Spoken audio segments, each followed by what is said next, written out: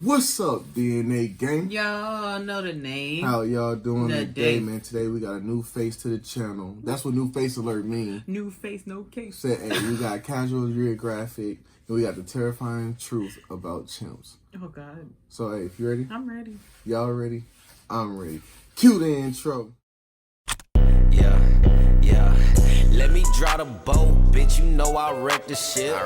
Get it by the boat, watch a nigga make it flip. I ain't a little boat, but I just one night the bitch. Alright, before we get into this, hit the subscribe button and a notification bell so you don't miss another video. Let's get right into it. See what he about. One of the world's scariest animals just got a whole lot scarier, and Planet of the Apes is slowly becoming non-fiction. But apparently, chimpanzees are out here murking gorillas. I like that movie. Scientists in 2021 witnessed a troop of chimpanzees basically jumping a family of gorillas. And when I say gang, we're talking about almost 30 chimps pressing a family of 5. Keep in mind, a silverback can weigh up to 400 pounds. It could probably bench press your car. Damn. And according to witnesses, the silverback was eating chimps left and right like they were paper mache. Damn. But eventually, the chimps overwhelmed the bigger silverback and even kidnapped a baby gorilla. I'm not going to tell you exactly what they did, but that family of 5 became a party of 4. And it wasn't even the last time. Because later that year, scientists watched the same group of chimpanzees do the same exact thing. Square up with a family of gorillas, kidnapped a baby, and erased its name from the gorilla's census. And it's not like we didn't know chimps were about that. They often hunt bush babies and vervet monkeys, and we've even seen them use what the fuck is a bush baby? But it's one thing to hunt something that weighs like 5 Skittles. Going gorillas is another tier of Black Air Force activity. Right. Which is why I'd rather be locked in a room with a jaguar than a chimp. Because at least a jaguar gonna make it quick. That's exactly right. Chimpanzees have been known to hunt using spears, and the way they do it is not pretty. So what you gotta remember is these sociopaths share about 98% of their DNA with us, and they have more in common with humans than just thumbs. They're part of the special class of animals that can create and use tools, and chimps are probably the best at it. They'll take twigs, stick them in mounds, and literally go fishing for termites. They'll use stones as hammers to crack open nuts, and it's actually a lot harder than it looks. They'll use leaves as sponges to drink water, sticks to steal honey from bees. Some have even been seen making and using stone flails, which are really close to what early humans used to make back in the day. But yeah, chimps also use spears by breaking off a stick, sharpening one end with their teeth, and then shoving it into the hollow part of a tree trunk. Because they know that's where bush babies sleep. That's a bush baby. Scientists stab bush babies and force them out of their hiding spot in trees, where they proceeded to tear them apart and eat them alive. So they don't actually yeet the spear the way a lot of people. You ain't gonna cook the motherfucker first? They're definitely too smart for everyone else's good. Also, fun fact, out of all the animals I've talked about, a chimp was probably the closest to ending my entire way of life. But that's a story for another video. Right, Alright, so here's a story of how a chimpanzee really ended my entire way of life. So this was in Senegal, that little country right there. I was visiting for a couple months, and me and some family decided to go to a zoo that, looking back, was way too run down to be called an actual zoo. The only thing separating the chimps from the general public were prison bars that were wide enough to stick your hand through. And before you even think it, no, I did not stick my hand into the chimp cage. I was 7, but I wasn't stupid. Now, if you wanted to see stupid, but this white lady did. Some of them thought it'd be funny to throw things. But y'all scared of us. Hey, that ain't got shit to do with me. That's on you. The chimp enclosure. That's a lot harder, but I guess to... You know, I seen a white man put his head in a lion's mouth. Bye, bro. But y'all scared of us. That's Either on way, y'all. nobody in that zoo was winning an award. Especially when someone started tossing rocks in there. Yeah, let the stupidity marinate. I just remember watching a chimpanzee just sit there and take it.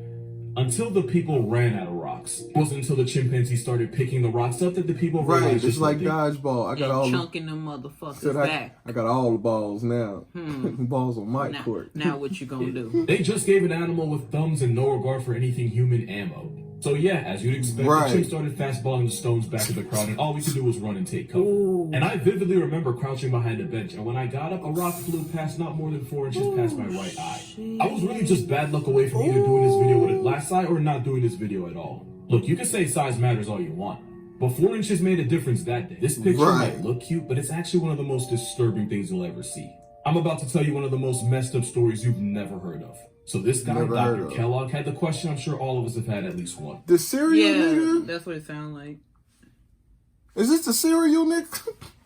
What would happen if you raised a human without teaching it a language or having it around any other humans? Like a nature versus nurture kind of thing. It's one thing to think it, it's another to be on CPS's watch list. So this guy had a human son, Donald, that he raised with a female chimpanzee he adopted named Gua. So he treated 10-month-old Donald and 7-month-old Gua the same in ways that would have had CPS, PETA, and the Geneva Convention pulling up. The experiment was weird.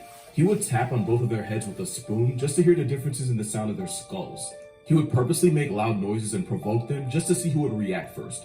At one point, he even spun Donald around on a high chair until he started crying. It got really dark really fast, especially when the human Donald started acting like his surrogate chimp sister, walking on all fours, being overly aggressive, and even biting people. It's a shame the Pikachu meme didn't exist back then. Donald would bark like Wall when he wanted food and refused to walk on 2 feet even though he could. Eventually, the man who somehow graduated with a doctorate in psychology from Columbia realized that he was ruining his son. So he kicked the experiment off. The chimpanzee that they treated like a daughter and was part of their family, yeah, they packed her up and sent her away to be part of another experiment. But she was unalived by pneumonia a few months later. As for Donald, he grew to be an adult and eventually became a doctor, until he deleted himself at the age of 42. And to add insult to whatever seasoned hell this was supposed to be, if you go over to Dr. Kellogg's Wikipedia, he was described as a guy who had no tolerance for those who were unethical. Moral of this video, Thanos should start a GoFundMe. I'm starting to think he was onto something. Some stories just make you want to go off the some of these people are like, why? Why do you even have kids? Exactly. I'm like, avoid humanity completely. He had kids for his job. He loved work so much, he used his kid as his job. that's how a lot of people are nowadays. And while that may not be an option for you with NordVPN, your internet can. Yeah, not my best transition. I'll be better. NordVPN creates encrypted tunnels for your data and protects your identity by hiding your IP address. Like a snow leopard in the mountains, you can observe the world without having to living in the land down under, without also having to pay taxes to kangaroos, and without having to check your snakes for toilets. You have any idea how dangerous? Right here.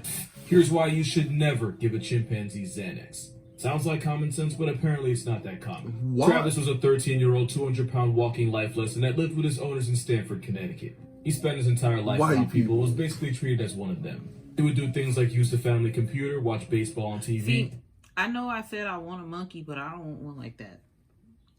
I want a small one. Like a finger monkey. I don't want no motherfucking monkey. Or like, you know, like I want a small little monkey. I don't want anything big like that. I'm cool off of that Most shit. people say cats and dogs. This motherfucker said a monkey. I did. I don't care. I've Who always had to wanted open one. doors with keys, and sometimes he'd drink wine out of a glass after a long day. Everyone knew him, and he would even greet police officers whenever he would see them around in the neighborhood. Can I see at least one black person, please? Travis even drove a car. Please. We not. It's like if this dude was an actual member of society. Now, what would happen in 2009 wasn't out of nowhere. The red flags were there. He once climbed out of his owner's car and held up traffic for hours looking for a man that threw an empty bottle at the car. And there was one incident where Travis bit a woman's hand and tried to drag her into a car. But none of that was as bad as 09. He a I'm not kidnapper? gonna make any joke, because this was honestly one of the most traumatizing things I've ever seen. Because one day in 2009, Travis left the house with his owner's keys, and the owner and her friend Charlotte Nash tried to get him back. The only problem was Nash used his Tickle Me Elmo to try to bribe him back into the house. And seeing someone else hold his Elmo pissed Travis all the way off. Travis brutally mauled Nash, tearing out her face and limbs and not even stopping when his owner hit him over the head with a shovel. See? And as the attack got worse, his owner had no choice but to literally stab him in the back. And a literal butcher knife to the back only made Travis That motherfucker eventually swole up, man. Yeah, the same police from earlier. It took multiple bullets just to get Travis to stand down. Travis limped back to the house, went to his cage, and passed away. The victim survived the attack, but Travis had ripped over 90% of her face off, like lips, eyes, nose, they were all gone. Now, I am telling you right now, do not Google that if you have a weak stomach. Those pictures fucked me up for days when I first saw it. At the time, we didn't really know 98% of your face. Some sources said it was because I'm cool off of that. Just let me die. At that point, because I don't. Let me go. I don't want to see that. I don't want no ass cheeks on my face. Because that's where they got to get your skin grafts from. That, your legs. I don't want thighs, that. all of that. Just let me go.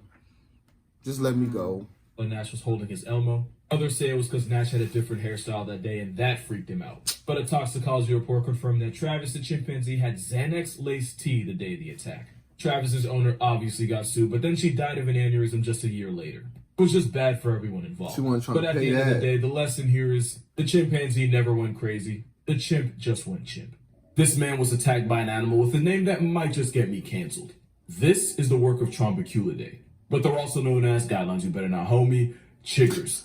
A word that sounds like it has the potential to offend multiple ethnicities. Not to be confused with a species of parasitic flea known as jiggers. And honestly, I don't know what sounds worse. Chiggers, or chiggas, which is apparently less offensive, Man, is a you type better of stay out life them found all throughout the jungles. world, but the most infamous ones are found in the southeastern U.S., Midwest, and Mexico. Loki forgot the warning. I ain't so going if to you don't like Mexico. bugs, So I'm gonna stay this here. might not be the video for you. Because chiggers don't really bite. They'll actually just burrow themselves into your skin, make a little hole, and then spit out enzymes that break down skin cells. Ew. Which is exactly where the swelling and irritation comes from. The worst part is, you usually don't start itching until after the larvae falls off you. It's like you're not allowed to suffer until they're done with you. And once they are, they fall to the ground where they end up becoming their harmless adult forms. And normally the bumps they leave heal on their own. Also, the chiggers in North America usually don't carry disease. They're just really annoying to be around. But yeah, I can't tell you who named them, but I can tell you they did not have a good home life. And I feel like someone owes me reparations for making me say it. So somebody sent me this, and I actually think there's a right answer here, but first, I'm actually curious. Which one would you choose? Like, which one do you think you'd have the best shot with? Off rip, we can go ahead and eliminate the rhino. For a couple reasons. Right. Rhinos have really bad eyesight and even worse anxiety. Mostly because they have to share a zip code with animals that would literally eat them balls first. Life is multiple choice. Imagine living like that with your balls out and you just fucking feel a hyena and just bite your shit off, nigga. Take me. So if this anxiety-riddled warhorse has a panic attack near you, you will be a chalk outline. The Komodo's an instant game over too. Because Komodos don't flatline their prey with bacteria the way we thought they did. This homicide gecko is actually venomous. And they've been known to dig out human graves and eat the corpses, so don't think you can't get meal prep too. One bite and it's credits, and there's nowhere in the apartment you can go where this 10-foot leather assault weapon can't get to you. Damn, I didn't know it was that big. Jaguar attacks on people are really rare. They're usually in self-defense. So you'd actually have a better chance of surviving in a room with a jaguar as long as you don't provoke it or do anything to make him think you're food. However, Jags are solitary, and in a one-bedroom apartment, if that jaguar feels like you're in its space, it that could be lights out. Imagine seeing that in the water. They're natural pacifists that won't waste the calories attacking something that they don't view as an immediate threat to them. So as long as you don't look him in the eye or smile at him unless you're trying to be Harambe's roommate, your best chance at winning and, living is with the gorilla. I want to show y'all something. So I made a video on this, and a lot of people I take those chances. chances. All they have to do is climb a counter, just wait there for 37 minutes. Some even said they can manhandle the leather assault weapon if they needed to. I'm not going to talk about how Komodos can be nearly 10 feet long. I'm not going to mention the fact that young Komodos can climb trees. And I'm certainly not going to acknowledge the fact that out of all the animals here, Komodos are the only ones that will actively eat humans. Nah, I'm not going to talk about any of that. Instead, I'm going to show you this. I'm cool off of that one. Right. Yeah, no, I definitely would not survive that. I'm not picking that big ass thing up. I would not survive that. No further. Turn your ass around. Give me them cheeks. Give me them goddamn cheeks. I'm gonna win this one way or another. So he has some interesting facts, man. Check out some more videos, right? It reminds me of watching Animal Planet. Right, because we love watching that shit, man. Yeah. But hey, we'll catch y'all next time. Peace out. We Out out. a boat, watch a nigga make it flip. I ain't a little boat, but I just one night the bitch.